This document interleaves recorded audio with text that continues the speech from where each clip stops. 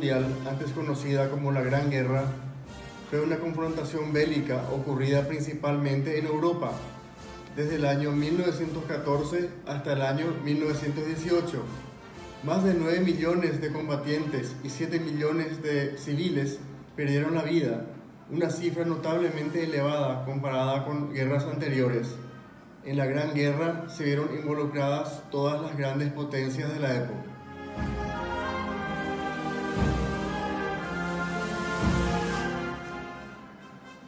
De la noche a la mañana, Alemania, que había llegado tarde al reparto colonial, se incorpora al club de las grandes naciones. Su gran ejército había infligido una humillante derrota a la Francia de Napoleón III, y el rey de Prusia, Guillermo I, se había proclamado emperador Kaiser de todos los alemanes.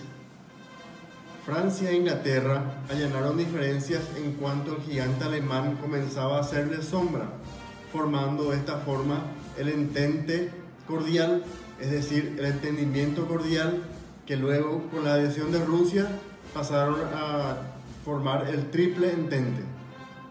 Se enfrentaron dos bandos, la Triple Entente que acabamos de mencionar, y por otro lado tenemos la Triple Alianza, el Imperio Alemán, el Imperio Austrohúngaro y el Imperio Otomano. Ambas partes sufrieron incorporaciones. Por la Triple Alianza se unieron el Reino de Bulgaria, y por la Triple Entente se unieron Italia, Japón y Estados Unidos. La chispa que encendió el conflicto sucedió el 28 de junio de 1914 con el asesinato del archiduque Francisco Fernando, heredero del trono austrohúngaro. A consecuencia, desató una crisis diplomática. Austria-Hungría y Alemania exigieron a Serbia abrir una investigación en territorio serbio. Serbia se negó en rotundo con el apoyo de Rusia de Nicolás II. Austria-Hungría le declara la guerra a Serbia, Rusia sale en ayuda a Serbia, Alemania mueve ficha y le declara la guerra a Rusia y a Francia e invade Bélgica. Inglaterra le declara la guerra a Alemania y así sucesivamente medio mundo estaba en guerra contra la otra mitad. Impensable la alegría que se produjo en Alemania. El estallido de la guerra, los alemanes pensaron en una guerra rápida, derrotar a Francia, entrando en París, invadiendo la neutral Bélgica, para en pocos meses trasladar todas sus maquinarias a Rusia, pero los franceses se resistieron. El avance armamentístico impuso una guerra muy costosa y muy larga, que rápidamente se inquistó y se convirtió en una auténtica carnicería. La línea de trincheras apenas variaron. En esta guerra aparecieron nuevos cañones, ametralladoras, submarinos, carros de combate, aviones de combate dirigibles, gases venenosas, mortíferos como el gas mostaza y todo eso, etc. Se combatió en muchos frentes, en los Balcanes, en los Dardanelos, en Oriente Medio, en el Cáucaso, en los Alpes italianos, en África, en Extremo Oriente, en el Pacífico y en el Atlántico.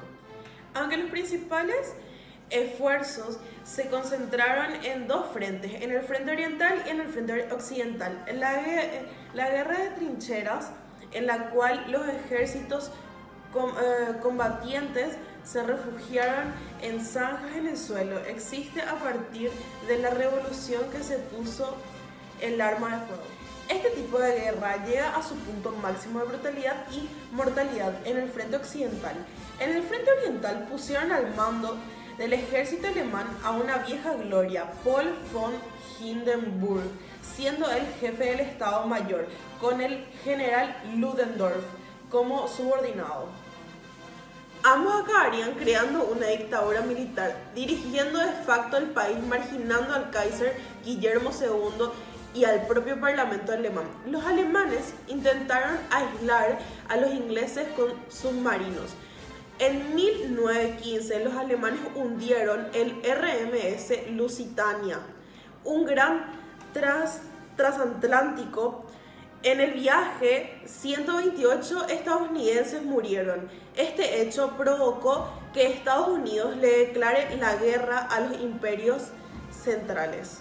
Eso terminó de desestabilizar la balanza. También ese año en Rusia, la hambruna y las bajas de la guerra desencadenaron el estallido de la Revolución Rusa, la cual obligó a abdicar al zar Nicolás II.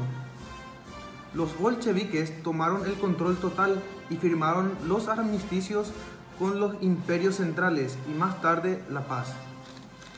Los alemanes aprovecharon esta victoria para mandar casi todo su ejército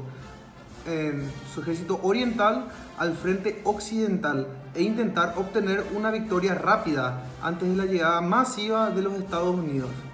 Era su baja definitiva.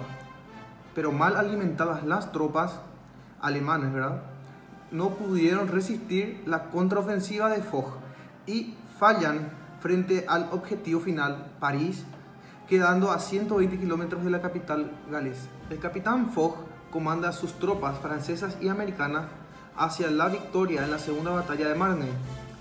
Los primeros tanques británicos entran en combate y la superioridad aérea aliada fue evidente. Los italianos también derrotan a los austrohúngaros. Ludendorff y Hindenburg son partidarios de la capitulación inmediata, pues creen que el frente se derrumbará en cualquier momento.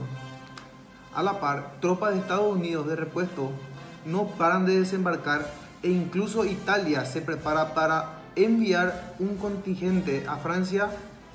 Alemania y las potencias centrales sobre el papel habían perdido la guerra. El presidente americano Wilson proclama que Estados Unidos solo negociará con gobiernos alemán democrático. Tras una revolución obrera en Berlín, el Kaiser huye a Holanda. Es el fin de los Kaiser alemanes.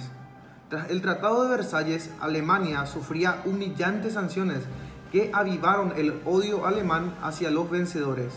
Los franceses fueron los más vehementes en cuanto a las represalias hacia Alemania.